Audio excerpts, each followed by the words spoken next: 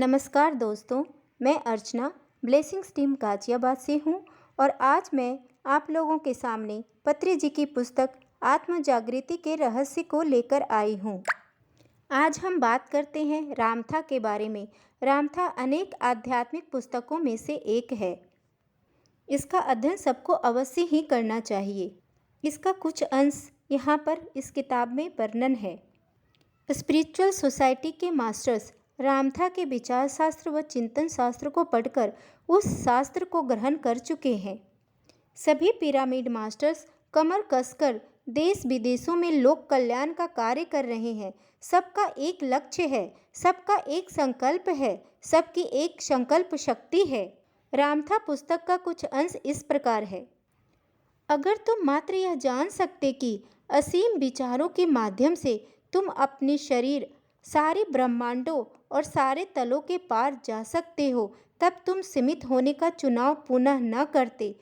तुम यह जान सकते और स्वयं को समस्त विचारों को ग्रहण और अंगीकार करने की सुविधा प्रदान करते, तभी तो तुम्हें इस जीवन में उल्लास और शांति प्राप्त हो सकती है। तुम्हारे भव्यतम सपनों से भी अधिक प्राप्त हो सकती है। कहने का तात्पर्य यह है कि आपका विचार ही सब कुछ है।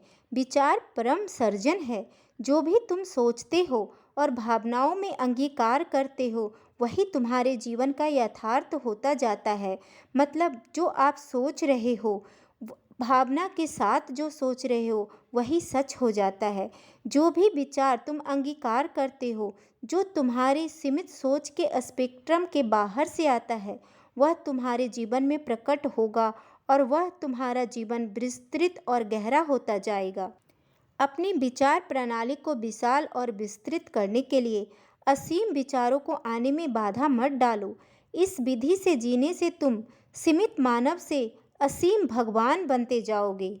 पत्री सर ने यहाँ पर बताया है कि अपना कल्याण, स्व का कल्याण ध्यान द्वारा ही संभव है।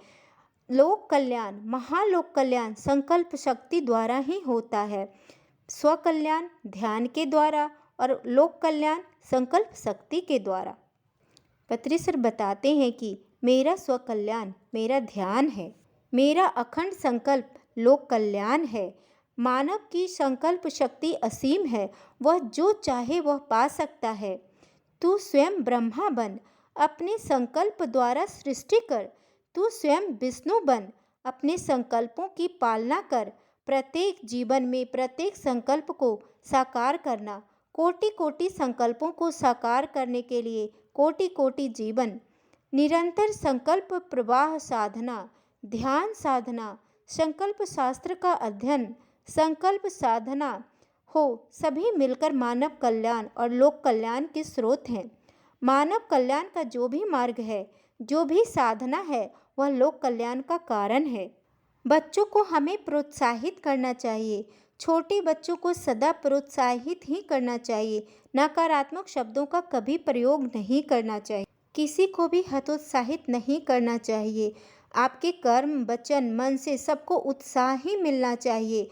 हतोत्साह और नकारात्मक शब्द तो बिल्कुल प्रयोग नहीं करना चाहिए।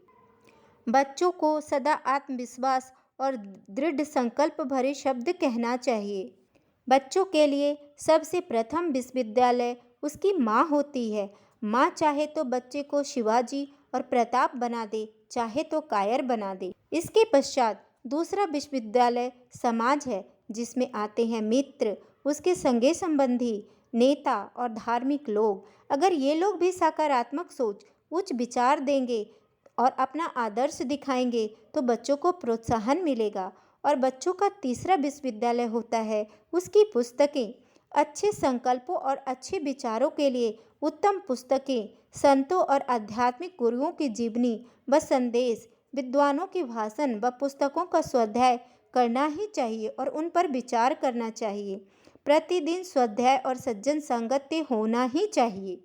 जिन लोगों ने असंभव की कल्पना की, उन्हीं का नाम इतिहास में दर्ज है। हर एक व्यक्ति जीवन में कोई ना कोई इच्छा पूरी करने का स्वप्न देखता रहता है। इन्हीं स्वप्नों के सहारे वह जीवन जीने का प्रयास करता है।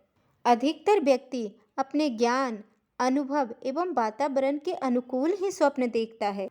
जैसे कि अहिंसा पर ध्यान दिया महात्मा गांधी ने, सभी प्राणियों की सेवा पर ध्यान दिया मदर टेरेसा ने और संगीत और स्वरों पर ध्यान दिया बिस्मिल्लाह खान ने। आत्मज्ञानी ध्यान का चिंतन करने वाले शास्त्री हैं, वे चिंतन और मनन करते रहते हैं। बिस्मिल्लाह खान के पास स्वरों की संपदा है। दोस्तों, चिंतन शास्त्र ही सृष्टि शास्त्र है। ध्यान व चिंतन विज्ञान ही सृष्टि विज्ञान है। ध्यान ही सृष्टि स्थिति और लय का कारण है। ध्यान के द्वारा ही सृष्टि, ध्यान के द्वारा ही चिंतन और ध्यान के उपसंहार के द्वारा ही एक सुंदर स्वस्थ जीवन होता है। बस यही एक राज है। बस धन्यवाद दोस्तों।